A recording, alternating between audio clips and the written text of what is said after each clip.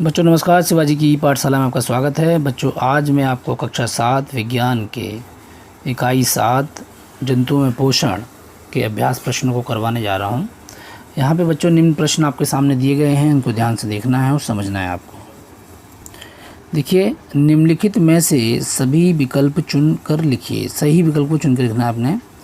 और जैसे पहला प्रश्न है, मुखगुआ में भोजन के किस अवयव का सरलीकरण हो जाता है, यानी कि किस भोजन के किस अवयव का पाचन हो जाता है या सरलीकरण हो जाता है।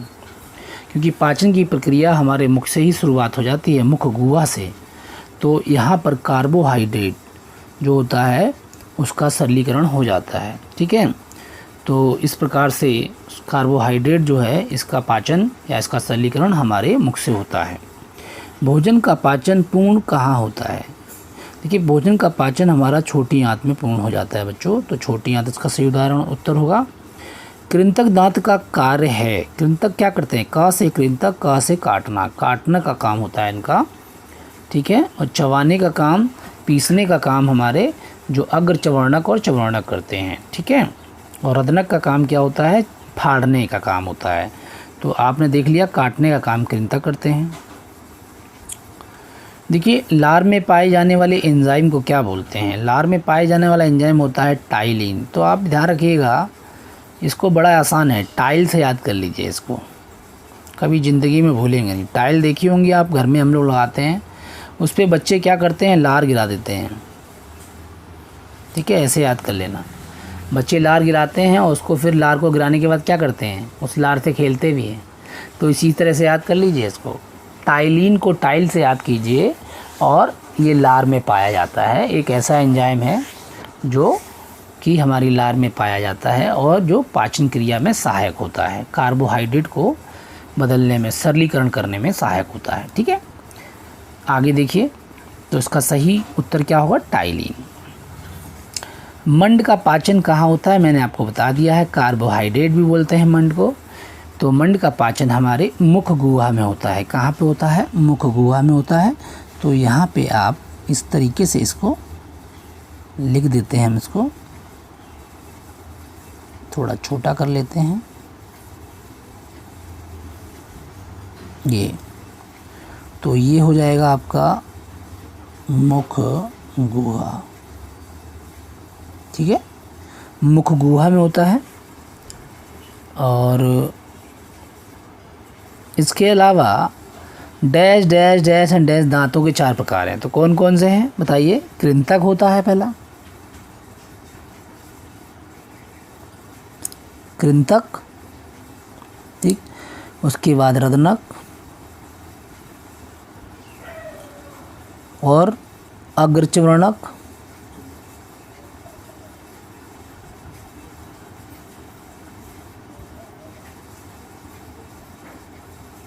और चवर्णक।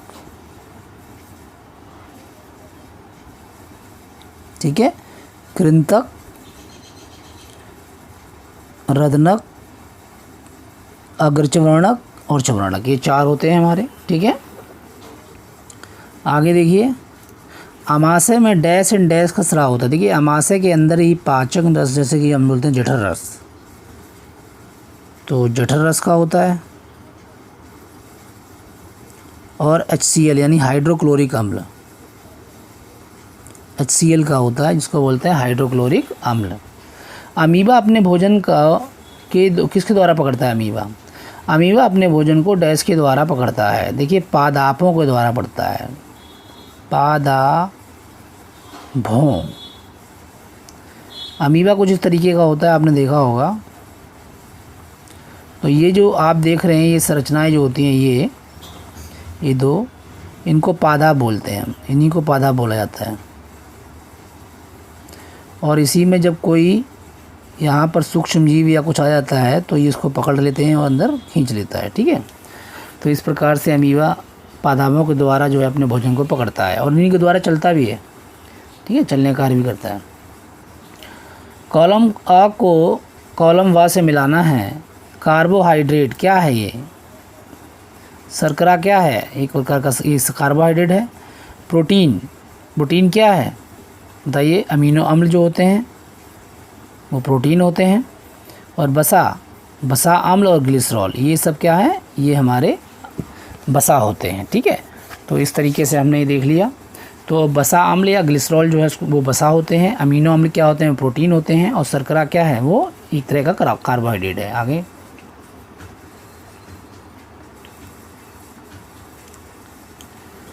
चवर्णक भोजन को काटने का कार्य करते हैं। देखिए, निम्नलिखित कथनों में सही कथन पर सही का निशान और गलत पर गलत का निशान लगाइए। तो चवर्णक भोजन को काटने का काम करते हैं, नहीं जी। कृंतक करते हैं, तो ये तो गलत हो गया। अमाशय की दीवार से जठर रस निकलता है, बिल्कुल अमाशय से निकलता है जठर रस। पेप्सिन द्वारा कार्बोहाइड्रेट का नहीं, पेप्सिन द्वारा कार्बोहाइड्रेट नहीं होता, प्रोटीन का होता है, तो ये गलत हो गया। हाइड्रोक्लोरिक अम्ल भोजन के माध्यम को क्षारीय बनाता है, अम्ल है अम्लीय बनाएगा, क्षारीय कहाँ से बनाएगा, तो ये भी गलत हो गया। रेनिन दूध को दही में बदलता है, बिल्कुल सही बात है। रेनिन जो होता है वो दूध को दही में बदलता है। ठीक है, और रेनिन दूध को दही में जो है 8 साल के जब बच्चे 8 साल तक के बच्चों में दूध को दही में परिवर्तित कर देता है और तब उनका पाचन करता है। ठीक है, आगे देखिए।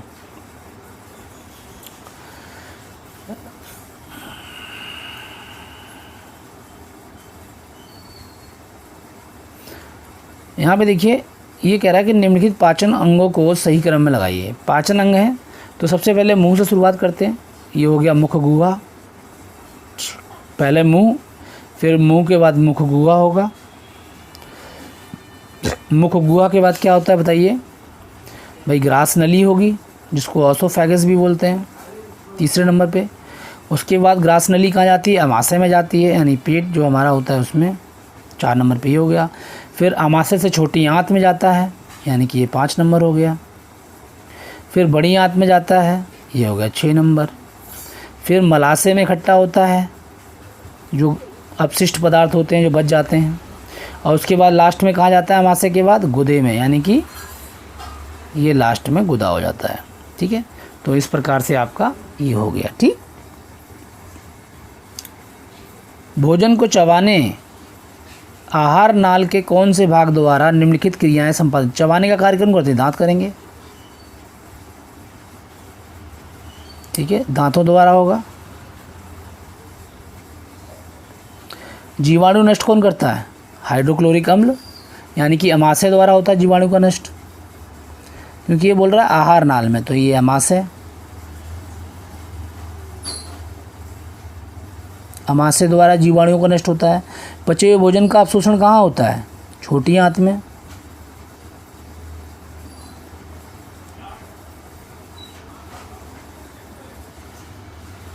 ठीक है, छोटी आंत में जो बिलाई होती हैं उसमें होता है।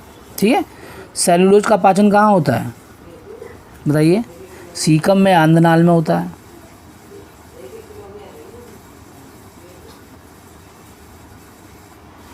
और ये किस में पाई जाती है, ये शाकाहारी जंतुओं में पाई जाती है, तो अंधनाल भी बोलते हैं इसको, सीकम भी बोलते हैं। ठीक है, तो इस प्रकार से हमारा ये हो जाएगा। ठीक है, आगे देखिए। निम्नलिखित प्रश्नों के उत्तर दीजिए। पित्रस कहाँ बनता है बच्चों, पित्रस जो है यकृत में बनता है, और ये संचित कहाँ होता है, ये पित्ताशय के अंदर संचित होता है। ठीक है बच्चों, ये भोजन के किस घटक के पाचन में सहायक होता है, देखिए पित्रस में, पित्ताशय में पित्रस होते हैं, और पित्रस किस किस को पाचन करते हैं, प्रोटीन का करते हैं, और बसा का करते हैं। ये ठीन नहीं है, टा है। ठीक है, प्रोटीन लिखेंगे इसको, रुक जाओ दोबारा ले देते हैं। ये हो गया, 1 मिनट,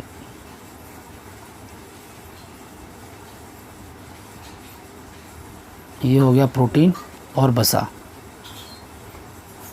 ठीक है, पित्ताशय में बनता है पित्रस, और प्रोटीन और बसा का ये, इसमें पित्रस जो होता है प्रोटीन और बसा का क्या करता है, पाचन करता है। ठीक है, इसके अलावा देखिए अमाशय में स्रावित अम्ल का कार्य क्या है, देखिए अमाशय में हाइड्रोक्लोरिक अम्ल होता है, HCl, और ये क्या करता है, 3 काम करता है ये। पहला, भोजन को सड़ने से रोकता है या सड़ने से बचाता है, सड़ने नहीं देता भोजन को हमारे अमाशय में। दूसरा, भोजन के साथ जो हमारे पेट में जीवाणु चले जाते हैं, सूक्ष्म जीवाणु, उनको नष्ट कर देता है। तीसरा काम क्या करता है, भोजन को अम्लीय बना देता है, क्योंकि ये अम्ल है, इसलिए भोजन को क्या बनाता है, अम्लीय बना देता है। दूसरा क्या करता है, जीवाणुओं को नष्ट कर देता है। ठीक है, ये जीवाणुओं को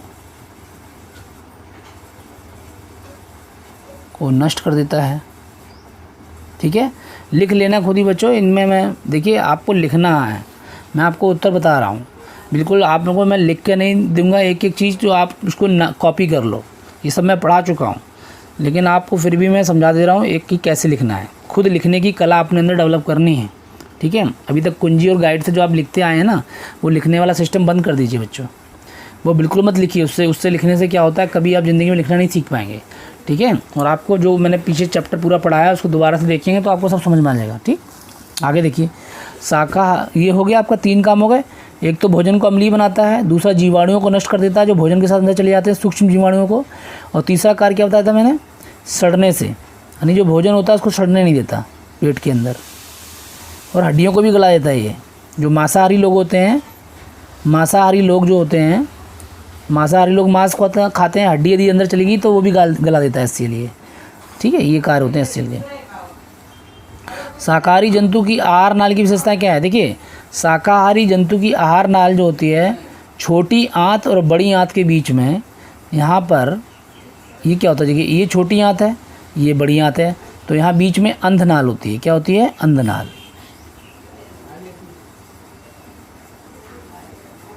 जिसको सीकम भी बोलते हैं। और इसी सीकम के अंदर सेलुलोज का पाचन होता है, जो कि मनुष्य में नहीं पाया जाता।